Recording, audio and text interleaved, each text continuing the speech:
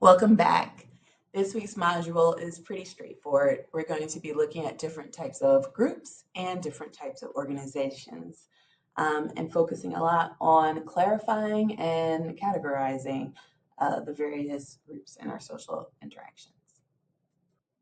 So, a group is described as a collection of two or more people with similar norms, values, and expectations who interact with one another on a regular basis. Groups play a very vital part in our society's social structure, and social interaction often takes place within groups and is influenced by their norms and sanctions.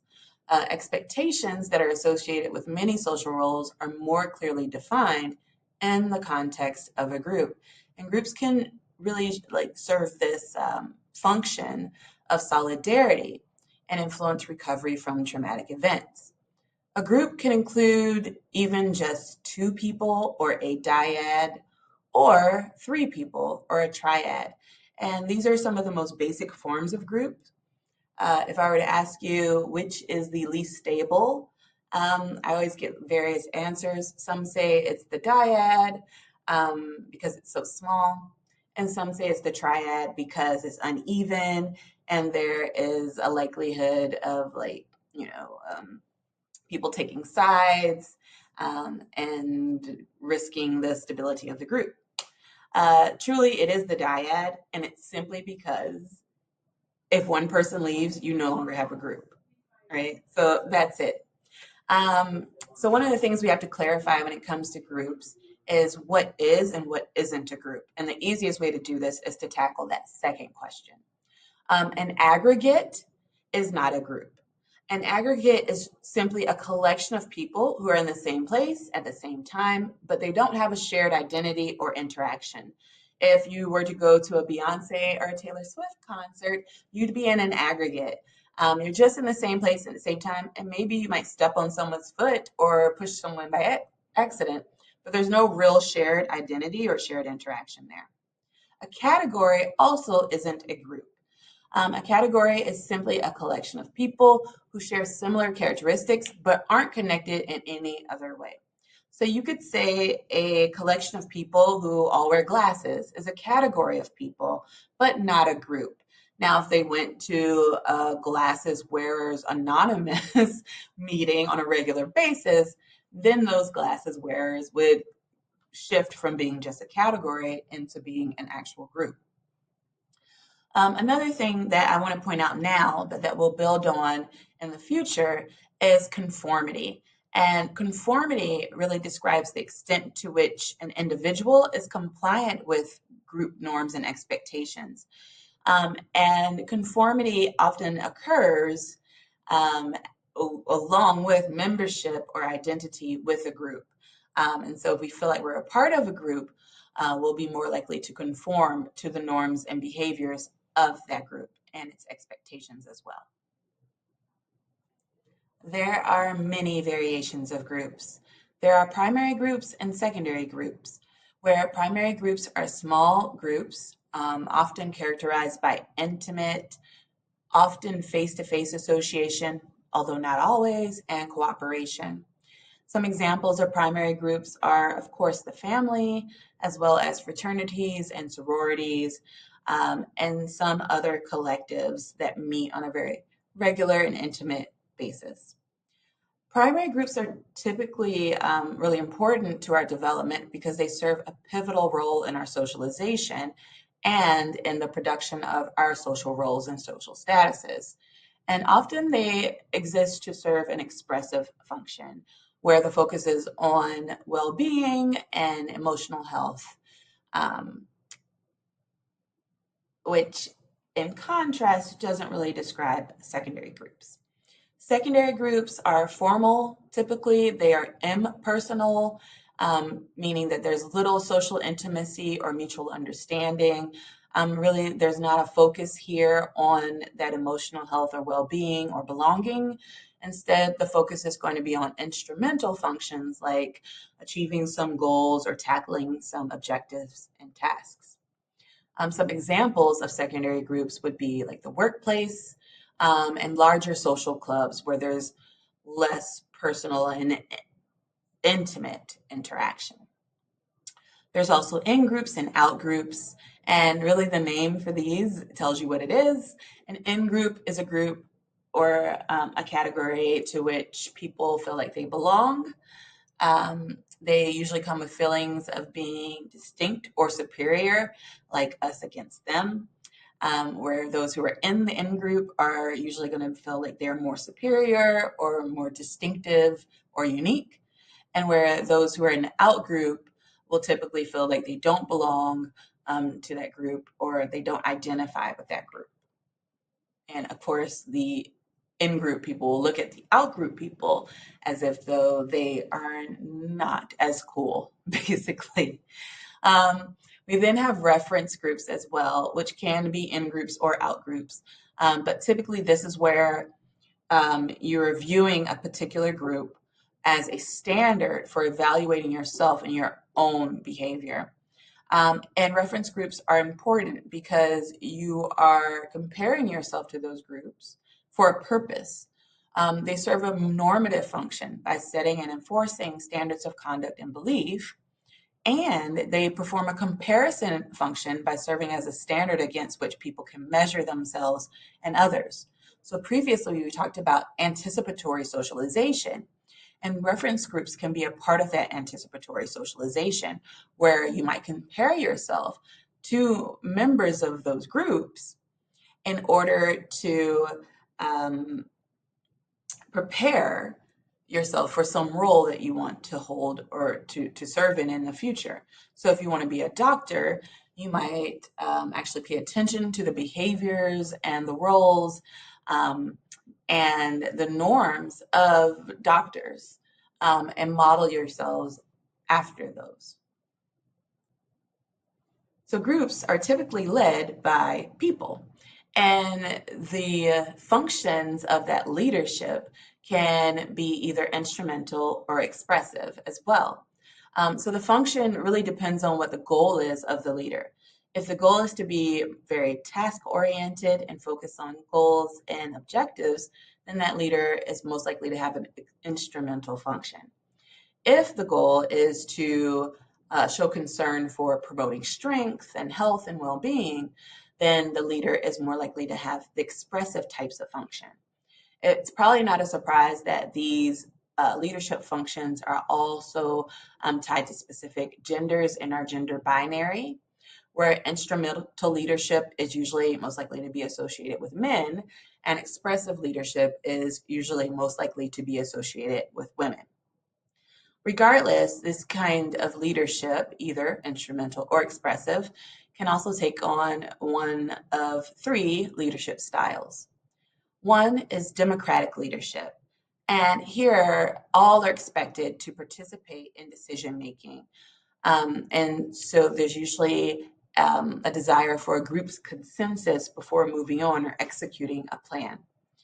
Democratic leadership styles can be slow, however, as you wait for everyone to agree on something. And democratic leadership can often uh, promote members ganging up into little groups where they create factions that can halt progress altogether. And so, while democratic may seem like the most fair or just type of leadership, it's not a great form of leadership when you need immediate and urgent action. Laissez-faire leadership is based on this French phrase for leave it alone. And that's where a leader is completely like hands off. They allow the group members to self govern. And this one particularly works well if the members are highly motivated and if they have very clear and concise goals that are set. And then on the other end of this extreme, you have authoritarian leadership. And this is where leadership issues orders and assigns tasks without taking into consideration much of the input or feedback from members. When it comes to authoritarian leadership, there are some risks here as well. In particular, these sorts of leaders may risk alienation. And so really, if you were looking at these forms of leadership and, on a range. On the two ends, you might have laissez faire, where they're totally hands off, and authoritarian, where they're totally hands on. And then in the middle, you might see democratic leadership. but all have their pros, all have their cons. So here's your definition of an organization, which is any social network that's defined by a common purpose and has a boundary between its membership and the rest of the social world. And so SRJC would be considered an organization. All the schools that you grew up in would also be considered organizations. And then any levels, throughout the local governance and county level, to the region, to the state, to the entire country would also be different levels of organizations. When we talk about organizations, we look into some of the characteristics of those organizations, like whether they are formal or informal. In particular, we focus on formal organizations, those that are designed for a specific purpose and structure, and that work towards maximum efficiency. So you could see this in some corporations like McDonald's, or in some institutions or organizations like the Postal Service or UPS. Apparently, all I can think about is package delivery at the moment. When we talk about these organizations, we often look at their types, right? Are they normative or voluntary organizations, meaning that your participation is not required, that you voluntarily are involved in the group based on a shared interest with others? Are they utilitarian organizations? Like, do they meet for a specific material award or reward, like going to school or to work? Or are they coercive organizations where you're forced to join or where there's mandatory and required participation? And this can include groups like total institutions, which we talked about previously. We look at many formal organizations as bureaucracies or as being bureaucratic. And these are characteristics that are related to components of formal organizations that use rules and hierarchy to achieve efficiency. And so we'll look into that more next. So let's look at some of the characteristics of a bureaucracy. Um, Here we have 5 basic characteristics. The first being division of labor. Usually a bureaucracy is very specialized where each position has its particular and specific role.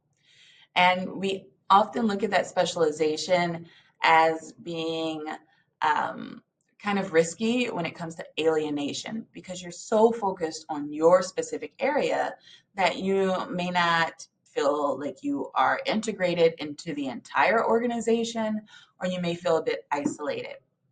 We also think that alienation and specialization can lead to something called trained incapacity, that you become so specialized that you might develop blind spots or fail to notice some obvious big picture things. The next characteristic is hierarchy of authority. Each person in a bureaucracy is under the supervision of a higher authority, right? So everyone has a boss, and often everyone is someone else's boss. Another characteristic of a bureaucracy is that it has written rules and regulations that are explicit.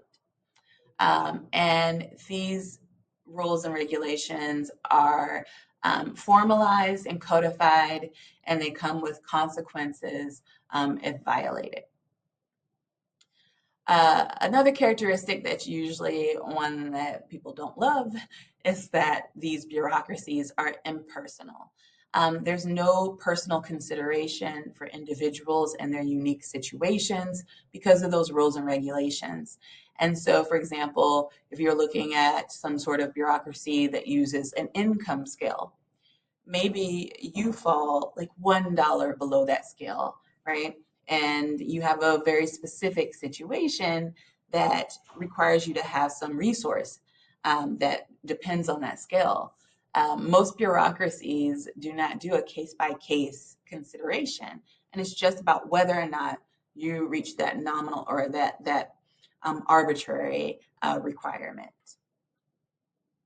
And then finally, the membership or the employment within a bureaucracy is very much based on merit, or on technical qualifications, right? Um, and often it could lead to a dysfunction of bureaucracy known as the Peter Principle, where some people receive promotion after promotion just as a result of seniority or just being in that place for a certain amount of time, or of having some sort of degree or certification, until eventually they rise to a position that is too difficult for them. And so they've kind of worked beyond their skill set.